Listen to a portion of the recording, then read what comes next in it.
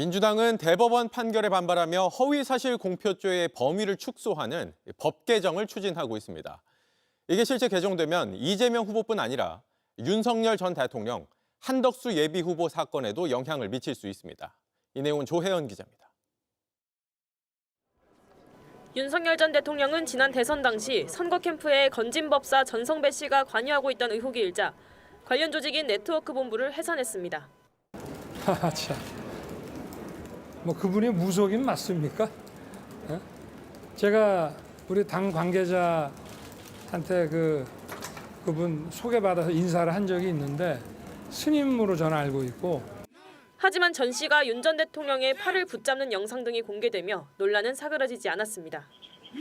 조국혁신당은 지난 4월 윤 전 대통령의 과거 해명이 허위 사실이라며 경찰에 고발했습니다. 최근 전 씨에 대한 검찰 수사 과정에서 전 씨와 윤 전 대통령의 장모 최은순 씨가 여러 차례 연락을 주고받은 사실이 드러나는 등 의심할 만한 정황은 계속 나왔습니다. 전 씨가 검찰 조사에서 윤 전 대통령과의 친분을 인정한 사실도 알려졌습니다. 하지만 행위에 대한 거짓말을 처벌하지 않도록 공직선거법을 개정하면 윤 전 대통령을 수사할 근거가 사라지게 됩니다. 인사만 한 사이라는 취지로 친분을 부인한 것이 후보자 자신의 행위에 대한 발언으로 분류될 가능성이 크기 때문입니다. 김 여사의 도이치모터스 주가 조작 의혹과 관련해 손해만 봤다던 윤 전 대통령 해명에 대해서도 수사가 진행되고 있는데 검찰은 해당 발언이 행위에 관한 허위 사실로 볼 수 있는지 여부도 검토하고 있는 걸로 전해졌습니다.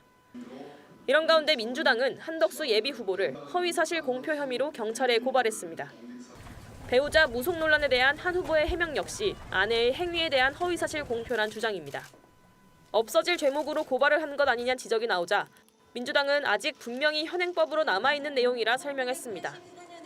하지만 공직선거법이 개정되면 결국 이재명 후보의 재판뿐 아닌 다른 고발 사건들에도 영향을 미칠 수 있습니다. JTBC 조혜연입니다.